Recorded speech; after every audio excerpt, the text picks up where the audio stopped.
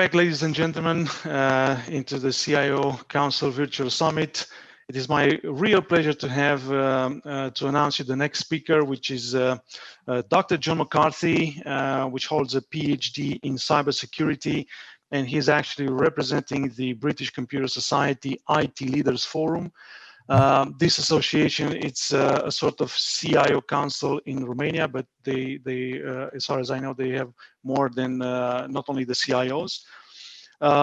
John McCarthy, it's an authority in terms of cybersecurity, and he prepared for us a very special moment, and he will let us know live how can we hack a national critical infrastructure. This is actually one of my favorite subjects, and because I always like it, since the national power grid in Ukraine has been collapsed. I would be more than happy to learn from you, John. What should we do, and how easy is at the end of the day to hack a national critical infrastructure? So, John, please be welcome a second time into the CIO Council National Conference. Thank you so much, Hugo, and it's my great pleasure to be back here again. I was at your conference last year in person, and I hope that in the future we will go back to physical conferences, because although being online has some advantages, there's nothing like the interaction that you get at a live conference where you can sit and talk to people. So as Hugo said, my name's John McCarthy. I am a member of the British Computer Society, and I represent the BCS IT Leaders Forum, which is the management arm of the British Computer Society. And I'm here today to talk to you a little bit about cybersecurity and critical national infrastructure. And I think one of the most important elements that I want to bring out from the presentation today is the concept of perspective, of how hackers look at organizations and how we look at organizations of those setting out to protect them. And I think just by examining those two views, we're going to find some quite revealing information about how vulnerable we are, purely and simply because we sit with a particular perspective. So let me go through and explain this to you. As you can see, I do a lot of work in airports. I'm a research fellow for an organization that deals with cybersecurity in airports.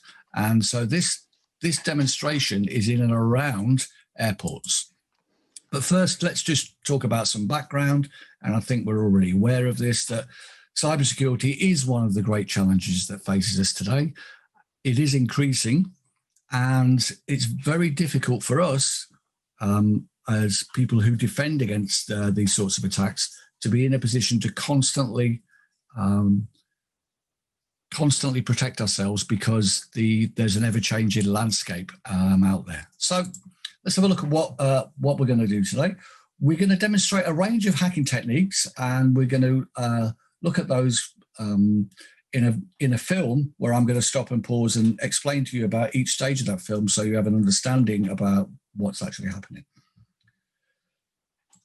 A little bit about where we are today and the sadness that we're facing with our 100,000 computer viruses. And we know that antivirus doesn't really have an impact, or antivirus, I do apologize, will not protect us against zero-day attacks, principally because it's always retrospective in how it works. So we're faced with a difficult dilemma. Life is getting harder for us and easier for the attackers. And as we are aware, the amount of cybercrime is rising exponentially. Certainly within the UK, it's ranked as the #1 crime within the UK. So I don't think it's going to go away anytime soon. I think we're going to be in a position where, unless we address this, we're going to face some quite serious problems in relation to that.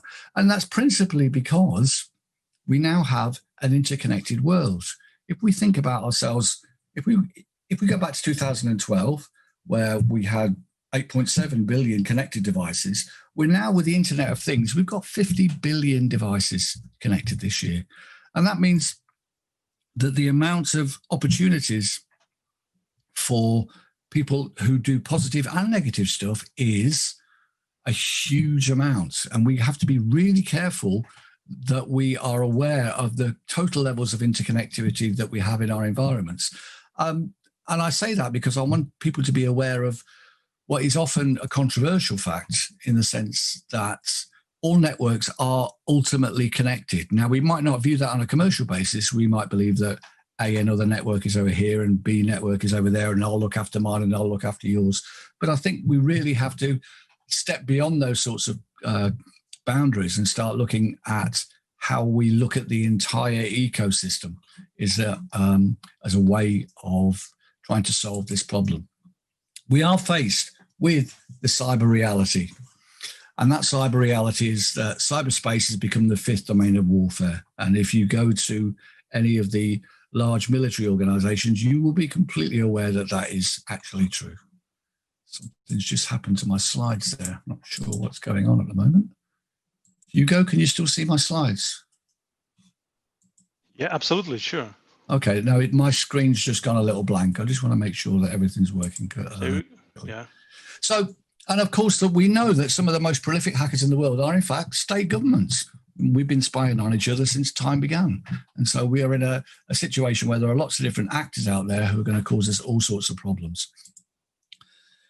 The different sort of attack vectors that you can have. So how do people actually do these sorts of things? And well, there's various different ways. And I've placed this slide in here so that you can have an understanding of how people actually view this sort of attack. So obviously we've got reconnaissance, and some of you will be familiar with the concept of Google dorking, and then they can come in and do kind of reputational damage on our websites. And then we've got things where you can actually attack a perimeter of a network, break in, and then we can do things like DNS poisoning, where we can do ARP caching and so on and so forth. The obvious one, of course, is social engineering, which at its most blatant level or simplistic level is what is your password? But for many people, it's actually quite a sophisticated process where they can employ humans to gain information from other humans that are accessing these systems. And it's still a sad fact today that 95% of all security in cyber is spent on technology, and yet 80% of all the breaches still involve humans. And so we really do need to address that. And then, of course, there's always the tools that we can buy. And many of you will be familiar with things like rubber duckies or com boots or land turtles, which are devices that we can deploy on a network, physical devices that will allow us to exfiltrate information out of that environment. So having said all of that, I just want to take a step back really and look at our organizational structure. And the reason why I've done this is I've put a typical organizational structure on the screen here. We have a hierarchy with a CEO, and coming down from that, we have a board member, and then we have various management departments. And that would be the way that we would look at a typical environment, such as an airport. Excuse me. Except, of course, an airport's not like that. The average airport has about 250 different companies engaged in it. And those companies are interdependent and work closely together. So my proposition is that although we may believe that we can protect our own organization, because of the interdependencies that we work with, unless we actually create and look at cyber ecosystems, we're never going to be in a position to fully protect ourselves from the sorts of attacks that can be out there. So now let's have a look at this. This is a slide of an average airport, really. It's just a plane landing at an airport. But the important matter of the perspective here is that when a hacker looks at an airport, they don't look at it in terms of the departmental structures that you face or you deal with. They look at it in terms of what is open doors. So an open door might be, for example, why don't we shut down the fuel farms? Why don't we put the landing lights on? And the guy who's sitting in the defense in the control room says, well, actually, the fuel farms are managed by XYZ company or another company, or the landing lights are managed by XYZ. Hacker doesn't care about that. All the hacker cares about is the fact that they can cause disruption and actually bring your airport or your critical national infrastructure into a position where it can't function. And that's the real dichotomy that we face in terms of protecting our infrastructure. If we go back and look at this, you can see quite clearly here that we have a clearly defined management structure that suits us so that we know precisely where we are. And then you've got the external perspective of a hacker who doesn't see that at all and merely sees a complex level of infrastructure that they will look to seek to gain holes so that they can launch their attack in the most effective way possible. I am assuming that many of you will be familiar with the concept of open source intelligence, and open source intelligence is a way of organizations being able to identify and collect information about a potential victim of attack through open sources. And there are various different ways that we're going to do that. And part of the demonstration that I'm going to go through now will be to highlight those various sorts of elements. So I hope that sets the scene for what I'm trying to say. I hope that we realize, or one of the most important elements of what we realize, is that there's an interdependency between organizations that work in what I call a cyber ecosystem, as opposed to individual organizations that set out to protect themselves. I can't see my audience today, but normally I would do a little query and say, how many of those people are involved in various components? But if there are any people involved in airports, then hi. But what you will be aware, but others may not be aware, is that one of the most important elements of airport management is actually your car parking.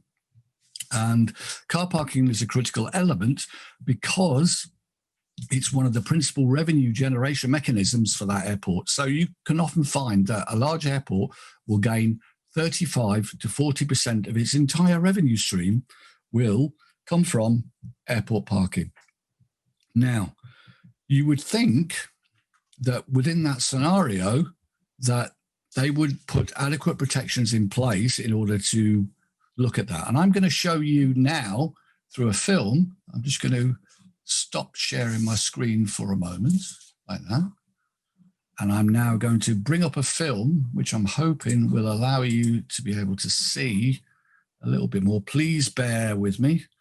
It's Still with you, John, no problem. Find the movie. I'm going to find the movie. Arnold Schwarzenegger stars in the movie, okay? Now, so you said 40% of the revenues from the airport to come from the car parking? Absolutely correct. So a major airport like Heathrow will gain hundreds of thousands of pounds a day just through parking. Well, consider the prices in you know, our airport in Bucharest. I can bet they have more than 60. But it's also the case that the other element of this was that when we all remember the wonderful opening of T5 at Heathrow, and there was an absolute calamity about that. The biggest issue in relation to that calamity was that the car parking barrier gates for the staff car park were locked shut, and staff couldn't get in to resolve the problem.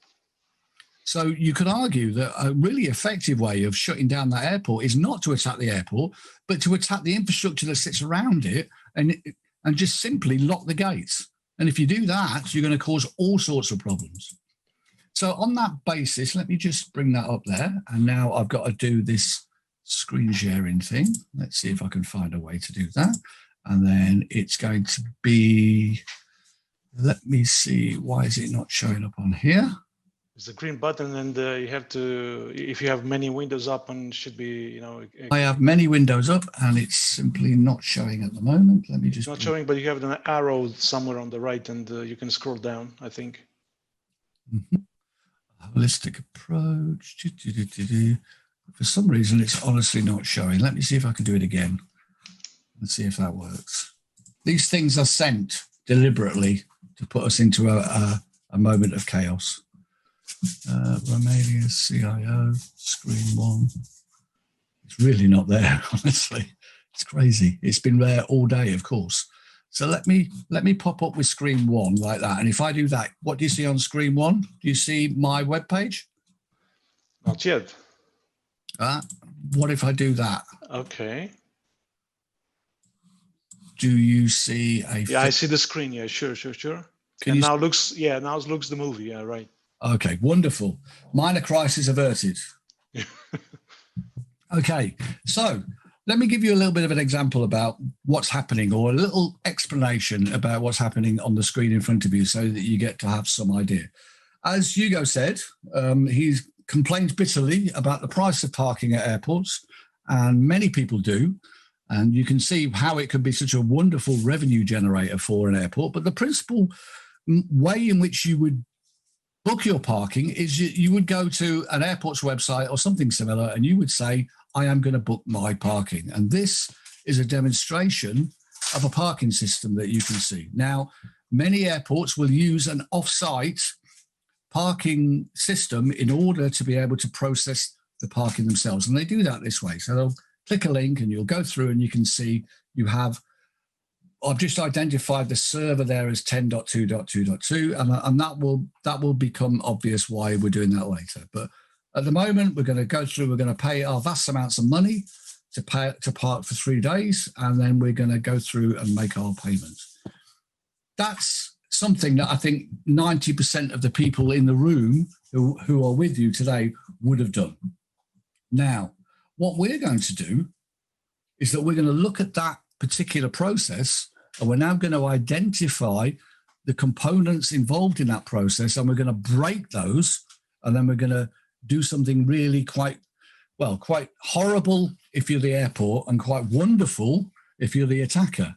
So the first thing we need to do, let me just take a step back and explain to you that all the faults and all of the vulnerabilities that you see that will be shown in this demonstration are real.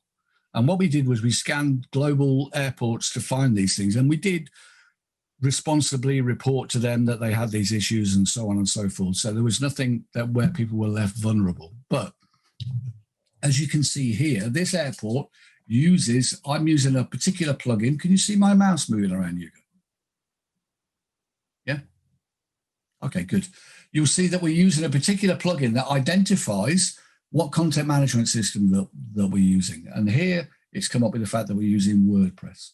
Now, there's nothing wrong with WordPress. It's quite a useful tool, and many organizations use it for various things.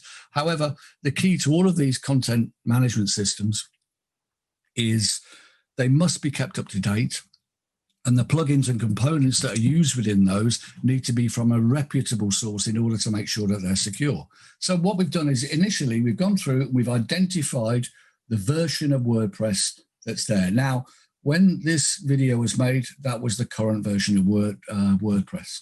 Again, if I was in the room, I would now stop and ask you and say how many people are familiar with Kali Linux and how many people have used it. But here, what we've done is we've brought up a command prompt, and we've looked at a tool called WP Scan, which is a scanner that you can use to assess the state of a WordPress site. Now, the probability, as I've said to you before, is the core of the WordPress system is probably secure. However, the external elements of that, or the plugins, may not be. So here we're saying scan the following site at the following IP address, enumerate, look at the plugins, tell me what's going on with the plugins. And that's what we're doing now. And it goes through the system and it starts looking at stuff and so on and so forth. Now, I did all of this on one virtual box, so no airports were harmed in the making of this, okay? But it's going through various different things to find out what's happening. And you can see here, or it's started to highlight that it's identified 2 potential SQL injection vulnerabilities, which I'm assuming your audience will be aware of what they are. So we've got 2 vulnerabilities that we can exploit, and because it's so helpful, if we don't know how to do it, we can simply click on any of those links and it will give us an explanation of how we can actually do that. Now, the moral and ethical part of that I'll leave to you guys, but at this point, we can see that we're going to go through.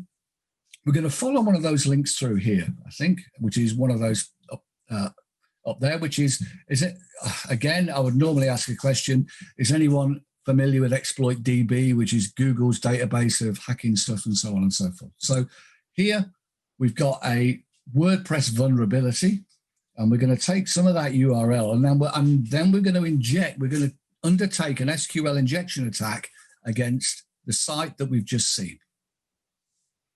And this is some of the processes that we go through. And this is essentially the URL that we need here.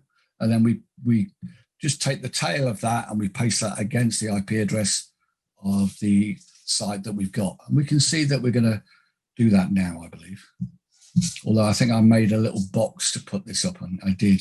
This is just a little box that I've made to make it look a little easier to do.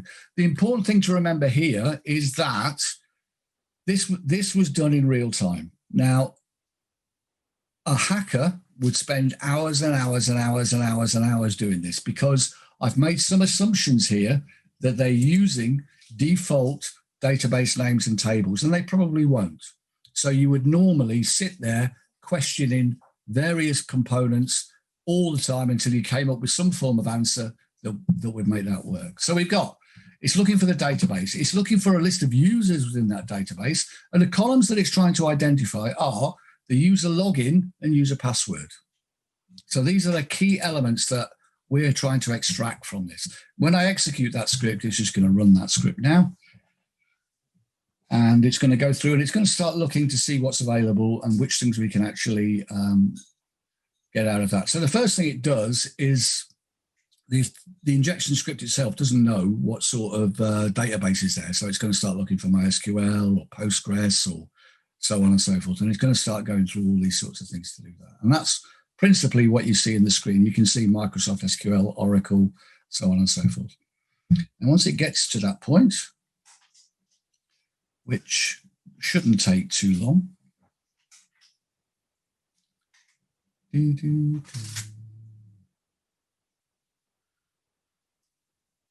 certainly shorter than the COVID wave we've got anyway.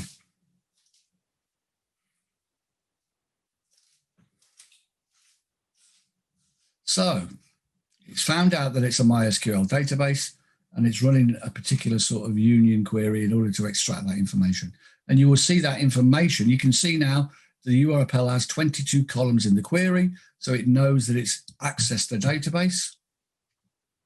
And as we go through and access that database, you'll see that it will extract that information and bring that up into the box above. But you'll just need a little bit more time in order to be able to do that. As I say, this is done in real time. So it's, okay, so there we are. It's into the database and it's returned 2 entries. And if we start, what's happening here now is that it knows that it's got 2 entries in the database, and it's saying, many of you, I'm assuming, will be familiar with tools like John the Ripper. Now, John the Ripper is a password cracking tool. And because I've made this very easy, like the password I think is password and the user is user, it's going to break all of these things really easily. But in a normal scenario, it could potentially take many hours for this to actually happen. But we're using a dictionary file to throw against that to say, can we actually identify what these things are? Again, another excellent demonstration for showing people why you should not use dictionary words in terms of passwords, because when you put tools like John the Ripper against it, it can break them virtually instantly. So let's see, I managed to press a button and confuse myself. So where am I? I'm way over here, apologies. Let's see where we are. We're executing that now. It comes through.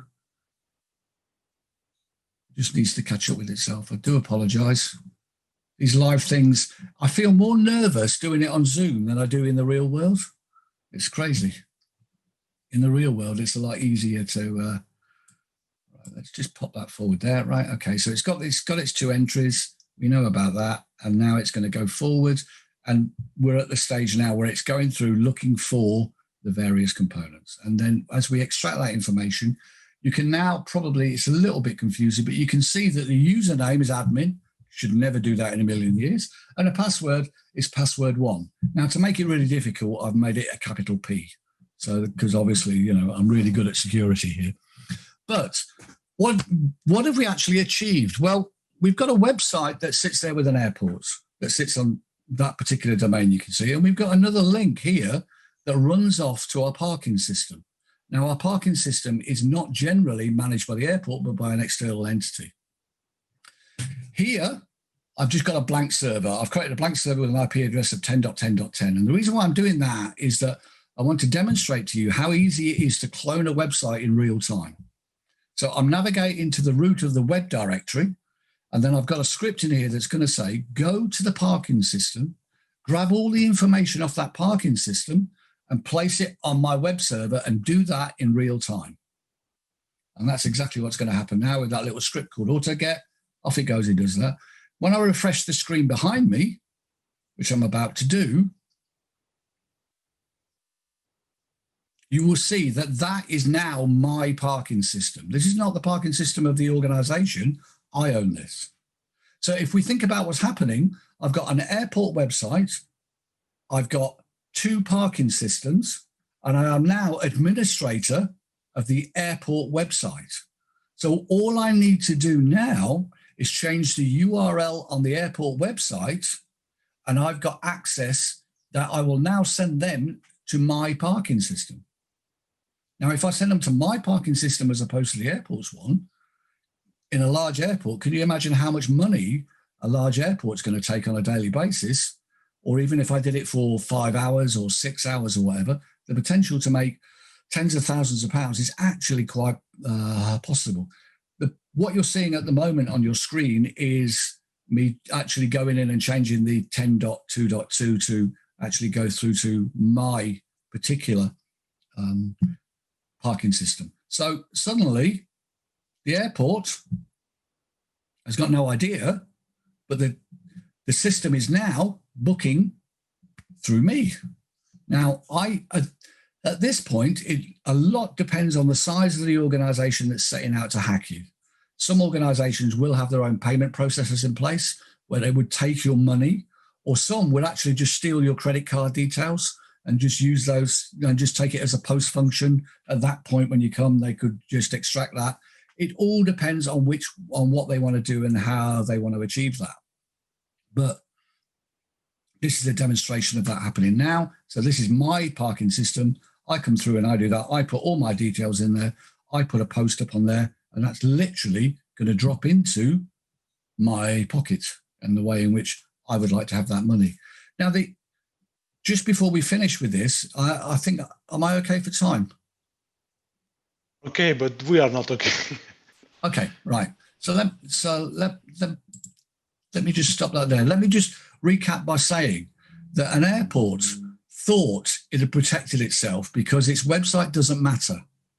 Its website's only an information portal that it hosted outside of the airport environment. And yet 43% of all of its revenue came from there, but they didn't see that. So because I look from an external perspective into that environment, I could identify critical components, steal all their money, and they are completely oblivious to what's happening because their security is somewhere else because it's someone else's responsibility. That's that. Well, very interesting presentation, John. And let me ask you, John the Ripper is a tool which is basically freely available into the internet. Yep. If I'm asking you right now, what kind of knowledge do you need to perform this penetration? Well, unfortunately, the first time I did this presentation, I did it live at a conference, and I got one of the conference organizers at 9 a.m. in the morning who had basic office skills. And by 3 o'clock in the afternoon, she did the demo with me. Okay. So that... Yeah. So basically, well, what you showed basically is that the basic measures, like, protecting the password or monitoring, they were not, security measures were not taken in this situation. No. Or not taken properly. Yes. But that was done to ease the facilitation of the attack. The principal point is we believe our assets are here, but our assets are actually over here, and we're not protecting them because it's not our job. We go back to that management tree. Our job is to do this. And as long as we think of it as our job, as opposed to how they see it as an ecosystem, they will get in. Right. You mentioned one point in time about the 0 days, and let me ask you, somebody said that there are libraries of 0 days attack and 0 days vulnerabilities, and basically 0 days are more valuable if they are not disclosed than being disclosed. Yes, I agree. Well, obviously, if you've got an attack that's going to breach an operating system, then you can sell that to somebody who's the highest bidder. And there are hacking as a service tools out there where you can go and do this. Then, yeah, absolutely. We look at things like Stuxnet. It had, I think, 12 0-day vulnerabilities as part of its attack vector. I knew about 5. Whoops. Okay. Well, over here we are 7. But I heard, this kind of zero-day vulnerabilities could be, they could cost between 100,000 euros to 1 million euros, easily, something like that. Yeah, easily. Who do you think has the most zero-day vulnerabilities in their libraries? I don't know. Governments. Okay. Okay. No, I don't mean to be controversial, but we have a $100 million listening post in the UK called GCHQ. Now, that doesn't really comply with GDPR. Yeah. Okay, John, thank you very much. It was a really good presentation, and basically, in my opinion, it shows how easy you could penetrate any kind of infrastructure. And I know you're an expert into the aviation, and you're consulting into this in cybersecurity in airports. And at the beginning, there was Anton Orog, which is the head of the Romanian Security Service for the Cyber Division. And in another conference, he mentioned that they tried to they simulated hacking on the airport, and they managed to go directly to the planes. Mm-hmm. Okay. Just on that, I was challenged by a UK airport to get to them, and it took under 8 minutes. To say full breach. Okay. So once you get in, you can done, and you're not discovered. You move laterally, and you can do almost anything actually. Pretty much. Okay. And last year in Bucharest, you said that we have to assume the breach. Yes. So if somebody want to hack you, in particular if you're a national critical infrastructure, you should assume that. Yes. But we should be prepared with contingency plans. Absolutely. I mean, preparation is key here. It's about now we're looking at the resilience component of what we've got. So if someone does attack you, it's about how you can operate in adverse circumstances. Is just as important as identifying the breach itself. There's a whole different arena of gameplay occurred. It isn't just we are safe and we're unsafe, but we have to manage within an unsafe environment. And I think that's a very different philosophical standpoint. John McCarthy, Dr. John McCarthy, thank you very much for being with us for the second time. I hope the next year we will be, again, face-to-face physically, and we can, enjoy your presence in CIO Council National Conference. Thank you very much, John. Thank you. Let me know if you like cheese.